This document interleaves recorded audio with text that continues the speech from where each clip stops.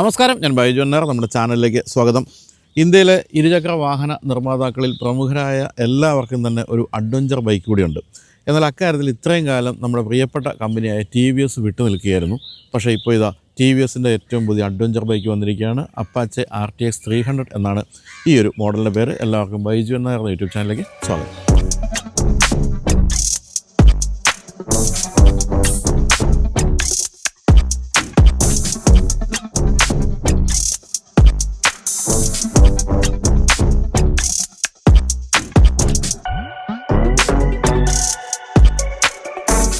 ഇന്ത്യയിൽ എനിക്ക് തോന്നുന്നു ഒരു 10 വർഷം മുമ്പ് വരെ നമ്മൾ ബൈക്ക് വാങ്ങിക്കുക എന്ന് പറഞ്ഞാൽ ബൈക്ക് വാങ്ങിക്കുക എന്ന് മാത്രമായിരുന്നു.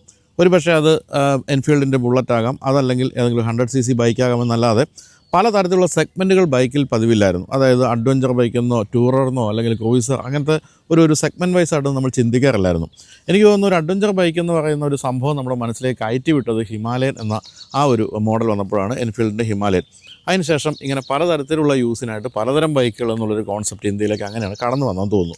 എന്തായാലും അഡ്വഞ്ചർ ബൈക്കുകൾ എന്ന് പറയുന്ന സെഗ്മെൻറ്റ് കാര്യമായ രീതിയിലാണ് ഇപ്പോൾ ഇന്ത്യയിൽ പുരോഗമിച്ചുകൊണ്ടിരിക്കുന്നത്. നമ്മളിപ്പോൾ ടിബറ്റൊക്കെ പോലുള്ള സ്ഥലങ്ങളൊക്കെ പോയി കഴിഞ്ഞാൽ അവിടെയൊക്കെ ഓടിച്ചു വരുന്ന ബൈക്കുകളെന്നൊക്കെ പറയുന്നത് എല്ലാം തന്നെ അഡ്വഞ്ചർ ബൈക്കുകളാണ്, സാധാരണ ബൈക്കുകളല്ല നമ്മളവിടെ കാണുന്നത്. ഇപ്പോൾ ഈ ഒരു സെഗ്മെൻറ്റിലെ പ്രധാന എതിരാളികൾ എന്ന് പറയുന്നത് എൻഫീൽഡിൻ്റെ ഹിമാലയനും അതുപോലെ തന്നെ ഹീറോയുടെ എക്സ്പൾസും ഒക്കെയാണ്. അപ്പോൾ എന്തുകൊണ്ടാണ് TVS ഇത്രയും കാലം ഇതിൽ നിന്ന് വിട്ടു നിന്ന് നമ്മൾ എപ്പോഴും ആലോചിക്കാറുണ്ടായിരുന്നു. എന്തായാലും ആ ഒരു ആലോചനയ്ക്കുള്ള ഉത്തരമായിട്ടാണ് ഇപ്പം ഏറ്റവും പുതിയ RTX വന്നിരിക്കുന്നത്. ഈ TVS എന്ന് പറയുന്ന കമ്പനി എന്നെ എന്നും അത്ഭുതപ്പെടുത്തിയിട്ടുണ്ട്. ഞാൻ നേരത്തെ ഇത് വീഡിയോയിൽ പറഞ്ഞിട്ടുണ്ട്. അതായത് ആദ്യകാലത്ത് ഇന്ത്യയിൽ വന്ന ഇരുചക്ര വാഹന നിർമ്മാതാക്കൾ എല്ലാവരും തന്നെ ഏതെങ്കിലും വിദേശ കമ്പനിയുടെ സഹായം അല്ലെങ്കിൽ കൊളാബറേഷനിലാണ് വന്നത്. സുസുക്കി ആയാലും യമഹ ആയാലും അങ്ങനെയുള്ള എല്ലാ കമ്പനികളും. TVS പക്ഷേ അന്ന് ഇതിലൊന്നും പെടാതെ ഇന്ത്യൻ ബൈക്കായിട്ട് തന്നെ നിലനിൽക്കുകയായിരുന്നു. എന്നിട്ട് പോലും ഇന്ത്യയിലെ ബൈക്ക് വിപണിയുടെ വലിയൊരു ശതമാനം എപ്പോഴും TVSൻ്റെ കയ്യിലുണ്ട്. അതിനുശേഷം ചില വിദേശ പങ്കാളിത്തമൊക്കെ വന്നെങ്കിൽ പോലും TVSൽ മറ്റ് കമ്പനികളുള്ള അത്രയൊന്നും വിദേശ പങ്കാളിത്തം ഇല്ല എന്നുള്ളതാണ് മറ്റൊരു കാര്യം. TVS നിർമ്മിക്കുന്ന എല്ലാ വാഹനങ്ങളും അതിഗംഭീര വാഹനങ്ങളാണ്, നല്ല ബിൽഡ് ക്വാളിറ്റിയുള്ള വാഹനങ്ങളാണ്. അതുകൊണ്ട് തന്നെ നമ്മുടെ പ്രിയപ്പെട്ട കമ്പനിയായിട്ട് TVS തുടരുകയുമാണ്. എന്തായാലും ഈ കളം നിറഞ്ഞു നിൽക്കുന്ന ഹിമാലയനും അതുപോലെ തന്നെ എക്സ്പൾസും ഒക്കെ ഉള്ളപ്പോൾ ഒരു അഡ്വഞ്ചർ ബൈക്ക് നിർമ്മിക്കുക എന്ന് പറയുന്നത് TVS അത്ര എളുപ്പമായിരുന്നില്ല. കാരണം ആദ്യമായ ഒരു സെഗ്മെൻറ്റിലേക്ക് വരികയാണെങ്കിൽ കുഴപ്പമില്ല. പക്ഷേ ഇത് കമ്പാരിസൺ വരുമല്ലോ, ഹിമാലയനുമായിട്ടും അതുപോലെ എക്സ്പൾസുമായിട്ട് കമ്പയർ ചെയ്യുമ്പോൾ മികച്ചൊരു വാഹനമായിരിക്കണം എന്ന് നിർബന്ധമുള്ളതുകൊണ്ടാണ് കുറച്ച് കാലമെടുത്ത് അവരിതൊക്കെ ഗംഭീരമാക്കി കൊണ്ടുവന്നിരിക്കുന്നതെന്നാണ് തോന്നുന്നത്. എന്തായാലും ഒറ്റ നോട്ടത്തിൽ കൊള്ളാം എന്ന് തോന്നുന്ന രൂപമുണ്ട്.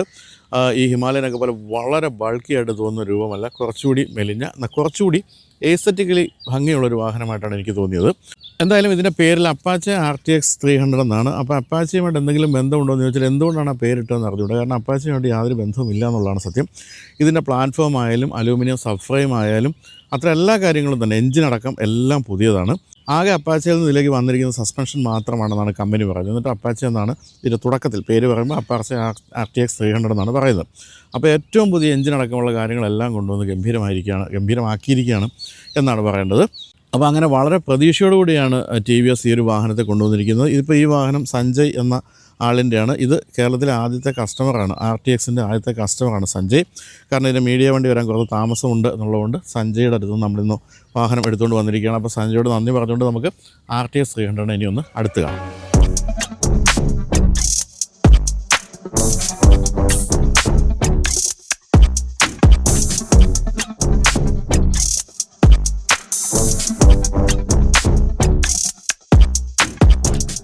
RTXന് 3 വേരിയൻസ് ആണുള്ളത്. അതിൻ്റെ ടോപ്പ് എൻഡ് വേരിയൻറ്റ് BTO എന്ന വേരിയൻ്റാണ്.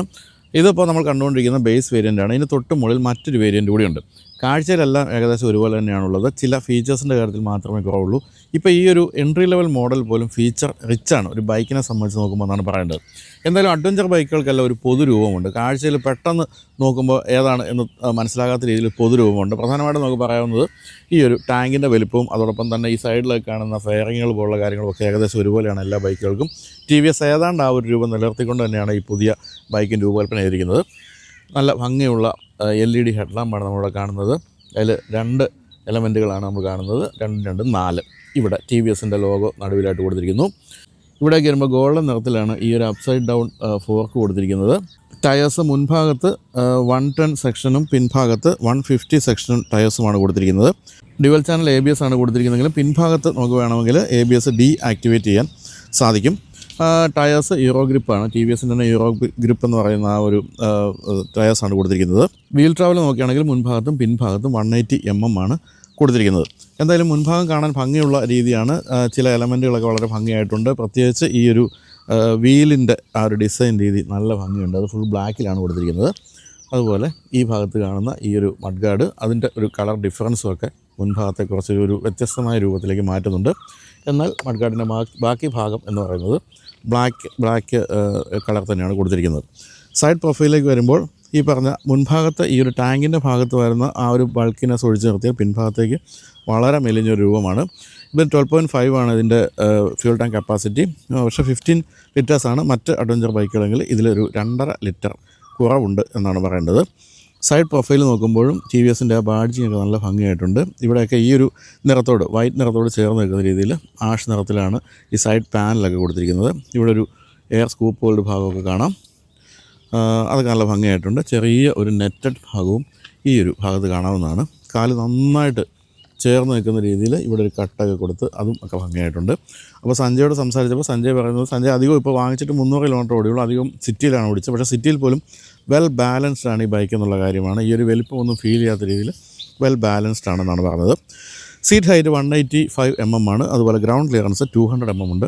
അഡ്വഞ്ചർ ബൈക്കിൻ്റെ കാര്യത്തിൽ ഏറ്റവും പ്രധാനപ്പെട്ട കാര്യം എന്ന് പറയുന്നത് ഗ്രൗണ്ട് ക്ലിയറൻസ് ആണ്. അതൊക്കെ വളരെ പക്കയാണ്. സീറ്റ് ഹൈറ്റ് ആണെങ്കിലും സാധാരണ നമ്മൾ കാണുമ്പോൾ ഈ അഡ്വഞ്ചർ ബൈക്കാണ് പെട്ടെന്ന് നമുക്ക് തോന്നുന്ന അയ്യോ കയറി ഇരുന്ന കാല് നിലത്ത് മുട്ടുമോ എന്നുള്ളൊരു ഹൈറ്റ് തോന്നുമെങ്കിൽ ഇത് പക്ഷേ കാണുമ്പോൾ തന്നെ നമുക്ക് കൈകാര്യം ചെയ്യാൻ പറ്റുന്ന ഒരു സീറ്റ് ഹൈറ്റാണ് എന്ന് നമുക്ക് ബോധ്യപ്പെടുന്ന രീതിയിലാണ് കൊടുത്തിരിക്കുന്നത്. സൈഡിലെ റാലി സ്പെക്ക് എന്നൊക്കെയുള്ള ബാഡ്ജിങ്ങും അത്തരം കാര്യങ്ങളൊക്കെ കൊടുത്തിട്ടുണ്ട്. അതുപോലെ ഈ ഭാഗത്തേക്ക് വരുമ്പോൾ വീണ്ടും നിറമൊന്നും മാറി ഒരല്പം മങ്ങിയ ഒരു ഗോൾഡൻ നിറമാണ് കാണുന്നത്. അതുപോലെ ഈ സബ് ഫ്രെയിമിൻ്റെ ഭാഗങ്ങൾക്കൊക്കെ ഡിഫറെൻറ്റ് കളേഴ്സ് ബ്ലാക്ക് വൈറ്റ് അത്തരം കാര്യങ്ങളെല്ലാം കൊടുത്തിരിക്കുന്നു. പിൻഭാഗത്ത് ഇരിക്കുന്നയാൾക്ക് തീർച്ചയായിട്ടും പില്ലൻ റൈഡർ അല്പം ഉയർന്നൊരു പൊസിഷനാണ്. അവിടെ ഫുട് പെഗ് കൊടുത്തിട്ടുണ്ട്. അതുപോലെ എക്സോസ്റ്റ് ഏതൊരു അഡ്വഞ്ചർ ബൈക്കും പോലെ തന്നെ അല്പം ഉയർന്ന പൊസിഷനിലേക്ക് വരുന്നു. അതിൽ ഇത്തരത്തിലുള്ള സ്റ്റീൽ ആ ഒരു ഹീറ്റ് ഗാർഡ് പോലുള്ള കാര്യങ്ങളെല്ലാം കൊടുത്തിട്ടുണ്ട്. അങ്ങനെ ഈ ഭാഗമെല്ലാം വളരെ ഭംഗിയാണെന്ന് തന്നെയാണ് പറയേണ്ടത്. വളരെ കംഫർട്ടബിളാണ് സീറ്റ് എന്നുള്ള കാര്യം നമുക്ക് സീറ്റിൻ്റെ ആ ഒരു രീതിയിൽ നിന്ന് മനസ്സിലാകും. തന്നെ അതിൽ റെഡ് സ്റ്റിച്ചിങ് കൊടുത്തിട്ട് അല്പം സ്പോർട്ടിയാക്കി മാറ്റിയിട്ടുണ്ട്. ഗ്രാബ് ഹാൻഡിൽ ഉൾപ്പെടെയുള്ള കാര്യങ്ങളെല്ലാം ഇതിൻ്റെ ആ ഒരു രൂപത്തോട് ചേർന്ന് നിൽക്കുന്ന രീതിയിലാണ്. വളരെ ഉയർന്ന മഡ് ഗാർഡ് പിൻഭാഗം സാറിന് കാണുന്ന പോലെ ഇത് കാണുമ്പോൾ മാത്രം നമുക്കൊരു ചെറിയ ബാക്കി എല്ലാ കാര്യങ്ങളും എന്താണ് പുതുമ തോന്നുന്നുണ്ടെങ്കിൽ പോലും ഈ ഭാഗത്തേക്ക് വരുമ്പോൾ നമുക്കിത് ടൈഗറിൻ്റെ ട്രയംഫ് ടൈഗർ 900ൻ്റെ ഒരു പിൻഭാഗത്ത് ടെയിൽ ലാമ്പിൻ്റെ രീതികൾ തോന്നുന്നുണ്ടെങ്കിൽ അത് യാദൃശ്യമായി സംഭവിച്ചതായിരിക്കാനേ വഴിയുള്ളൂ എന്ന് പറയാം. പിന്നെ സാരി ഗാർഡ് ഉൾപ്പെടെയുള്ള കാര്യങ്ങളെല്ലാം കൊടുത്തിരിക്കുന്നു. അങ്ങനെ മൊത്തത്തിൽ ഈ ഒരു സൈഡ് പ്രൊഫൈൽ പോലുള്ള കാര്യങ്ങളെല്ലാം തന്നെ നല്ല ഭംഗിയുള്ള ഡിസൈൻ നിലനിർത്താൻ കമ്പനിക്ക് കഴിഞ്ഞിട്ടുണ്ട്. അപ്പോൾ ഇനി നമുക്ക് ഹാൻഡിലിൻ്റെ കാര്യത്തിലേക്ക് പോകാം. ഹാൻഡിലിൻ്റെ പൊസിഷൻ എന്ന് പറയുന്നത് വളരെ പക്കയാണ്. അതായത് ഈ സീറ്റ് ഹൈറ്റുമായിട്ട് കൃത്യമായി ചേർന്ന് നിൽക്കുന്ന രീതിയിലുള്ള ഹാൻഡിൽ പൊസിഷനിങ് ആണ് കൊടുത്തിരിക്കുന്നത്. ഇവിടെ പ്രധാനമായിട്ടും നമ്മൾ കാണുന്നത് ഈ ഒരു TFT സ്ക്രീനാണ്. ഈ TFT സ്ക്രീനിൽ കൊടുത്തിരിക്കുന്ന ചില അഡിഷൻസാണ് നമുക്ക് ഈ ഒരു ടോപ്പ് എൻഡ് മോഡലും അതുപോലെ തന്നെ ഈ ഒരു എൻട്രി ലെവൽ മോഡലുമായിട്ടുള്ള മാറ്റങ്ങൾ കാണിച്ചു തരുന്നത്. പ്രധാനമായിട്ടും ഇപ്പം വളരെ റെസൊല്യൂഷനുള്ള നല്ല ബ്രൈറ്റായിട്ടുള്ള സ്ക്രീനാണ് കൊടുത്തിരിക്കുന്നത്. ഇതിലിപ്പോൾ കാണുന്നത് ആവറേജ് ഫ്യൂൽ എക്കോണമി 28.8 ആണ് ഇപ്പോൾ കാണിക്കുന്നത്. റേഞ്ച് 269. അതുപോലെ ഓഡോമീറ്റർ ഉണ്ട് 295 ഇതുവരെ ആദ്യം ഓടിയിട്ടുള്ളൂ. ഓരോരോ കാര്യങ്ങളിലേക്ക് വേണമെങ്കിൽ ആദ്യം കാണുന്ന റൈഡ് മോഡാണ്. റൈഡ് മോഡിലുള്ളത് അർബൻ റെയിൻ ടൂർ റാലി അങ്ങനെ 4 റൈഡ് മോഡുകളാണ് നമ്മൾ കാണുന്നത്. പിന്നെ വീണ്ടും തിരിച്ചു പോയാൽ ട്രിപ്പ് ഡീറ്റെയിൽസ്, പിന്നെ വെഹിക്കിൾ കൺട്രോൾ എന്തൊക്കെയാണുള്ളത് നോക്കാം. ട്രാക്ഷൻ കൺട്രോൾ ഓൺ ഓഫ് അതാണ് പ്രധാനമായിട്ടും അതിൽ കൊടുത്തിരിക്കുന്നത്.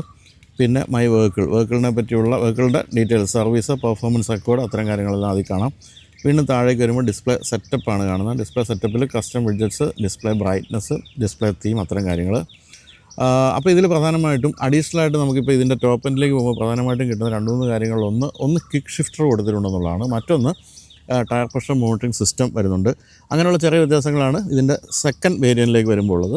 BTO എന്ന് പറയുന്ന വേരിയൻറ്റിലേക്ക് പോകുമ്പോൾ അത് ടോപ്പ് എൻഡിലേക്ക് പോകുമ്പോഴത്തേക്കും അഡ്ജസ്റ്റബിൾ സസ്പെൻഷൻ വരുന്നുണ്ട്, സ്ലിപ്പർ ക്ലച്ച് വരുന്നുണ്ട്, ബ്ലൂടൂത്ത് കണക്ടിവിറ്റി, ബ്രാസ് കോട്ടഡ് ചെയിന്, പിന്നെ കുറച്ചുകൂടി പെയിൻ ക്വാളിറ്റിയൊക്കെ വർദ്ധിപ്പിച്ചിട്ടുണ്ടെന്നാണ് പറയേണ്ടത്. അത്തരം കാര്യങ്ങളൊക്കെയാണ് അതിലേക്ക് വരുന്നത്. അതിന് 30,000 രൂപയാണ് നമ്മൾ കൂടുതൽ കൊടുക്കേണ്ടി വരുന്നത്. എന്തായാലും ഈ ഒരു വേരിയൻ്റ് തന്നെ മോശമല്ല. ഇതിലും അത്യാവശ്യം വേണ്ട എല്ലാ കാര്യങ്ങളും കൊടുത്തിട്ടുണ്ട്. പിന്നെ നമ്മുടെ മൊബൈലുമായിട്ട് മിറർ ചെയ്യുന്ന പോലുള്ള കാര്യങ്ങളാണ് ഇതിൽ മിസ്സായിരിക്കുന്നത്. അത്തരം കാര്യങ്ങൾ വേണ്ടാന്നുണ്ടെങ്കിൽ നിങ്ങൾക്കിത് മതി. പിന്നെ മറ്റൊരു കാര്യമുള്ളത് ഇതെല്ലാം നിങ്ങൾക്ക് ആഡ് ചെയ്യാം. അതായത് വാഹനത്തിൻ്റെ മറ്റ് രൂപത്തിലൊന്നും വ്യത്യാസമില്ലാത്തതുകൊണ്ട് തന്നെ ഇത്തരത്തിലുള്ള ഫീച്ചേഴ്സ് എല്ലാം ഇതിൽ ആഡ് ചെയ്യാനുള്ള സൗകര്യമുണ്ട്. അപ്പോൾ അതിന് വേണ്ടി കുറച്ചായിട്ടൊക്കെ ആഡ് ചെയ്ത് വേണമെങ്കിൽ കുറച്ച് കഴിയുമ്പോൾ നമുക്ക് BTO എന്ന് പറയുന്ന ആ മോഡലാക്കി മാറ്റാനുള്ള സാധ്യതയുമുണ്ട്. അപ്പോൾ ആ ഒരു വ്യത്യാസം നോക്കിയിൽ പറയുന്നത്. എന്തായാലും ടി വി എസിൻ്റെ ഏതൊരു ബൈക്കും അല്ലെങ്കിൽ ഏതൊരു സ്കൂട്ടറും പോലെ തന്നെ നല്ല നിലവാരമുള്ള സ്വിച്ചുകളും അത്തരമുള്ള കാര്യങ്ങളെല്ലാം തന്നെ കൊടുത്തിരിക്കുന്നു. അക്കാര്യത്തിലൊന്നും ഒരു കുറ്റവും പറയാനില്ല. പിന്നെ ഇതിൽ സി ടൈപ്പും അതുപോലെ തന്നെ എ ടൈപ്പും 2 ചാർജിങ് പോയിൻറ്റുകൾ ഫിറ്റ് ചെയ്യാനുള്ള പൊസിഷനുണ്ട്. പക്ഷേ ഇപ്പോൾ അതിൻ്റെ ആക്സറീസ് ഒന്നും വന്നിട്ടില്ല. ജനുവരി 2nd വീക്ക് ആകും എന്നാണ് കമ്പനി പറയുന്നത്. അതുകൂടി നമുക്ക് ഫിറ്റ് ചെയ്യാനുള്ള സൗകര്യമുണ്ട്. അപ്പോൾ ഇത്രയൊക്കെയാണ് നമുക്ക് ബൈക്കിൻ്റെ മൊത്തത്തിലുള്ള കാര്യങ്ങൾ അവർ പറയാനുള്ളത്. അപ്പോൾ നിങ്ങൾക്ക് ഞാൻ പറഞ്ഞല്ലോ, ഈ ഒരു വിലയ്ക്ക് ഇത് വാങ്ങിച്ചതിന് ശേഷം വേണം അപ്ഗ്രേഡ് ചെയ്ത് BTO വരെ എത്തിക്കാനുള്ള സൗകര്യമുണ്ട്. പടിപടിയായിട്ട് അതിനുള്ള സൗകര്യം കൊടുത്തിട്ടുണ്ട്. അപ്പോൾ എല്ലാ തരത്തിലും അങ്ങേരെ നിലവാരം തോന്നിക്കൊരു ഒരു ബൈക്കാണെന്നുള്ള ഒരു സംശയമില്ല.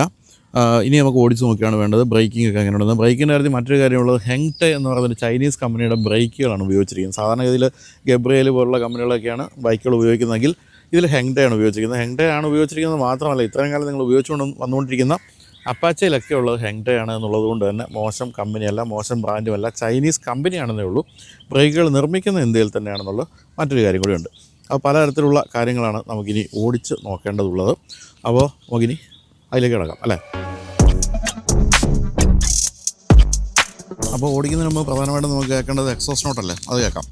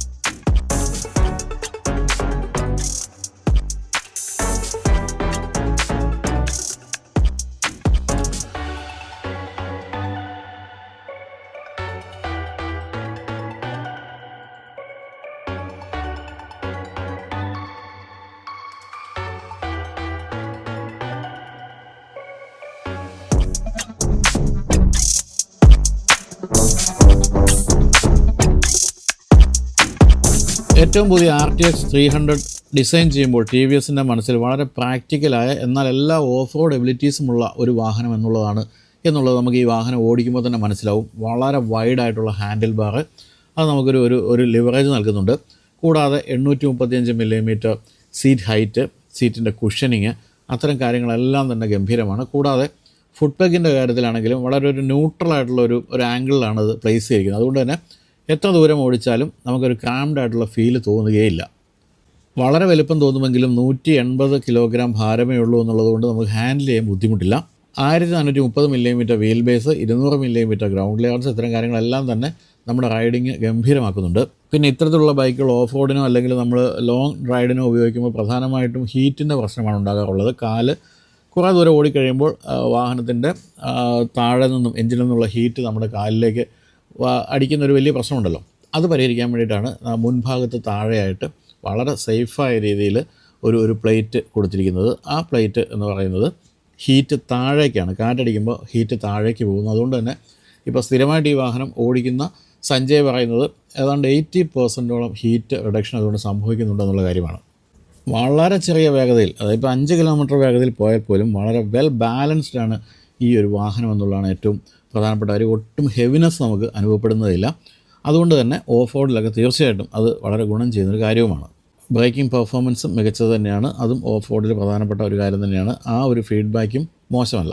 അതുപോലെ ABSൻ്റെ ആ ഒരു പ്രയോഗം എന്ന് പറയുന്നതും ഒട്ടും തന്നെ നമ്മളെ അലോസരപ്പെടുത്തുന്നില്ല. വളരെ കാര്യമായ രീതിയിൽ നമ്മൾ പുഷ് ചെയ്ത് ബ്രേക്ക് ചെയ്താൽ പോലും ABS ഒട്ടും തന്നെ ബുദ്ധിമുട്ടുണ്ടാക്കാത്ത രീതിയിലാണ് അപ്ലൈ ആകുന്നത്. പിന്നെ റാലി, ടൂർ, അർബൻ, റെയിൻ അങ്ങനെ 4 മോഡുകളാണുള്ളത്. ട്രാക്ഷൻ കൺട്രോൾ വേണമെങ്കിൽ ഓണാക്കാം, ഓഫാക്കാം. അതോടൊപ്പം തന്നെ ഡ്യുവൽ ചാനൽ ABS, അത് പിൻഭാഗം വേണമെങ്കിൽ ഡീആക്ടിവേറ്റ് ചെയ്യാം. ഇങ്ങനെ പക്ക ഒരു ഓഫ് റോഡാണെങ്കിൽ ഓഫ് റോഡ്, അല്ലെങ്കിൽ ഹൈവേയിലാണെങ്കിൽ ഹൈവേയിൽ എല്ലായിടത്തും കൃത്യമായ ഒരു റൈഡ് കംഫർട്ട് തീർച്ചയായിട്ടും ഉറപ്പ് വരുത്തുന്നുണ്ട് RTX 300. ഇനി എഞ്ചിനിലേക്ക് പോവുകയാണെങ്കിൽ TVSൻ്റെ വളരെ പുതിയ എഞ്ചിൻ തന്നെയാണ് ഇതിൽ ഘടിപ്പിച്ചിരിക്കുന്നത്. 299 cc സിംഗിൾ സിലിണ്ടർ എഞ്ചിനാണ്. 36 bhp ആണ് മാക്സിമം പവർ. 28.5 28.5 ന്യൂട്ടൺ മീറ്ററാണ് മാക്സിമം ടോർക്ക്. എന്തായാലും ഇതിനു മുമ്പ് നമ്മൾ TVSൻ്റെ ബൈക്കുകൾ കണ്ടുവന്നിരുന്ന 312 cc എഞ്ചിനേക്കാളും വളരെ റിഫൈൻഡ് ആയിട്ടുണ്ട് പുതിയ എഞ്ചിൻ എന്നുള്ള ഒരു സംശയമില്ല. 9000 RPM മാക്സിമം പവർ കിട്ടുന്നത്. അതുപോലെ 7000 RPM മാക്സിമം ടോർക്ക് കിട്ടുന്നത്. 6 സ്പീഡ് ഗിയർ ബോക്സ് ആണ് കൊടുത്തിരിക്കുന്നത്. ലിക്വിഡ് കൂൾഡ് എഞ്ചിനാണ്. അതുപോലെ തന്നെ ആ ഒരു പഴയ എഞ്ചിനേക്കാളും കുറച്ചുകൂടെ മികച്ച എക്സോസ്റ്റ് നോട്ട് ആണെങ്കിൽ പോലും കുറച്ച് എന്താ പറയുക, അങ്ങനെ ഒരു അടക്കി പിടിച്ചൊരു സൗണ്ടല്ല, കുറച്ച് പതറിയൊരു സൗണ്ട് പോലെയാണ് തോന്നിയത്, പ്രത്യേകിച്ചത് ഓടുന്ന സമയത്ത്. അപ്പോൾ എക്സോസ്റ്റ് നോട്ട് അത്ര ഗംഭീരമാണ് എന്ന് പറഞ്ഞുകൂടാ. ഗിയർ ഷിഫ്റ്റൊക്കെ വളരെ സ്മൂത്താണ്. സ്ലിപ്പർ ക്ലച്ചാണ് കൊടുത്തിരിക്കുന്നത്. അനായാസമായ ഗിയർ ഷിഫ്റ്റ് തീർച്ചയായിട്ടും ഈ ഒരു ക്ലച്ച് അസംബ്ലി ഉറപ്പുവരുത്തുന്നുണ്ട്. എന്തായാലും ഏറ്റവും പുതിയ എഞ്ചിനിൽ ടെക്നിക്കലി വളരെ പ്രധാനപ്പെട്ട പല കാര്യങ്ങളും ചെയ്തിട്ടുണ്ട്. അതിൽ പ്രധാനമായിട്ട് ഒരു ഡ്യുവൽ ഓയിൽ പമ്പ് ഉണ്ട്, പിന്നെ സ്പ്ലിറ്റ് ചേംബർ ക്രാങ്ക് കേസ് ഉണ്ട്, കൂടാതെ ഡ്യുവൽ ജാക്കറ്റ് കൂളിംഗ് ഉണ്ട്. അത്തരം കാര്യങ്ങളെല്ലാം സാങ്കേതികമായിട്ട് നോക്കുമ്പോൾ ഈ എഞ്ചിനെ വളരെ മുന്നിൽ നിർത്തുന്നുമുണ്ട്. സസ്പെൻഷൻ അടിപൊളിയാണ്. 41 mm USD ഇൻവേർട്ടഡ് കാർട്രിഡ്ജ് ഫോർക്കുകളാണ് മുൻഭാഗത്ത്, പിൻഭാഗത്ത് മോണോഷോക്കും. അത് ഈ ഡ്യുവൽ പർപ്പസിലും, അതായത് ഓഫ് റോഡിലും അതുപോലെ തന്നെ സാധാരണ റോഡിലും എല്ലാം നമുക്ക് മികച്ച ഒരു യാത്രാ അനുഭവം സമ്മാനിക്കുന്നുണ്ട്. എന്തായാലും കാണാനുള്ള ഭംഗിയുടെ കാര്യത്തിലും ഫീച്ചേഴ്സിൻ്റെ കാര്യത്തിലും എല്ലാം തന്നെ TVS നമ്മൾ അമ്പരപ്പിച്ചിരിക്കുകയാണ്. ആദ്യമായിട്ടൊരു അഡ്വഞ്ചർ ബൈക്ക് നിർമ്മിച്ചപ്പോൾ ഇത്രയും ഗംഭീരമായിട്ട് നിർമ്മിക്കാൻ പറ്റുന്നത് ഇത്രയും വർഷത്തെ TVSൻ്റെ ആ ഒരു പ്രവൃത്തി പരിചയം കൊണ്ടാണെന്നുള്ള ഒരു സംശയമില്ല. എന്തായാലും ഓഫ് റോഡിൻ്റെ കാര്യത്തിൽ എക്സ്പൾസ് 210 ഒരുപക്ഷെ കുറച്ചുകൂടി ഒരു ഹാർഡായിട്ടുള്ള ഓഫ് റോഡർ ആയിരിക്കാം. പക്ഷേ ഇതിൻ്റെ ഈ ഒരു വാഹനത്തിൻ്റെ കാര്യത്തിൽ ഒരു മിഡിൽ ഒരു രീതിയാണ്. അതായത് വളരെ മികച്ച ഒരു ഹൈവേ ക്രൂസറാണ്, അതോടൊപ്പം തന്നെ മോശമല്ലാത്ത ഓഫ് റോഡറുമാണ്. അപ്പോൾ രണ്ട് തരത്തിലും നമുക്ക് ഉപയോഗിക്കാൻ പറ്റുന്നൊരു വാഹനമാണ്. ഇപ്പം സഞ്ജയുടെ കാര്യത്തിൽ സഞ്ജയ് അധികം ഓടിച്ചത് സിറ്റിയിലാണ്. സിറ്റിയിൽ വളരെ മികച്ച ഒരു കംഫർട്ട് നൽകുന്നുണ്ടെന്ന് പറഞ്ഞു. അതുപോലെ തന്നെ കുടുംബവുമായിട്ട് ഭാര്യയുമൊക്കെ ആയിട്ട് ഭാര്യയെ പിൻഭാഗത്ത് ഇരുത്തി ഒക്കെ സഞ്ചരിക്കുമ്പോഴും പില്ലൻ റൈഡർക്ക് മോശമല്ലാത്ത ഒരു കംഫർട്ട് കിട്ടുന്നുണ്ടെന്നാണ് പറഞ്ഞത്. അപ്പോൾ അങ്ങനെയൊക്കെ നോക്കുമ്പോൾ എന്തായാലും എല്ലാ പർപ്പസിനും പറ്റുന്നൊരു വാഹനമായിട്ട് വേണം നമുക്കിതിനെ കാണാൻ. എന്തായാലും ഈ വാഹനം വാങ്ങിക്കുകയാണെങ്കിൽ നിങ്ങൾ കുറച്ചുകൂടി ആക്സറീസൊക്കെ ആഡ് ചെയ്ത് കുറച്ചുകൂടി എന്താ ഒരു ഫുൾ ഫ്ലെജ്ഡ് വാഹനമാക്കി മാറ്റുന്നത് നന്നായിരിക്കും. അത് പതുക്കെ ചെയ്താലും മതി. തുടക്കത്തിൽ തന്നെ B2യിലേക്ക് പോകണം എന്നൊന്നുമില്ല. എന്തായാലും ഇത്രയും കാര്യങ്ങൾ ഉൾക്കൊള്ളിച്ചിട്ടും മാരകമായ വിലയൊന്നും ഇട്ടില്ല എന്നുള്ളതാണ് കൂടുതൽ ശ്രദ്ധേയമായൊരു കാര്യം. അപ്പോൾ നമുക്ക് പ്രാപ്യമായ രീതിയിലുള്ള ഒരു മികച്ച അഡ്വഞ്ചർ ബൈക്ക് തന്നെയാണ് TVS Apache RTX 300.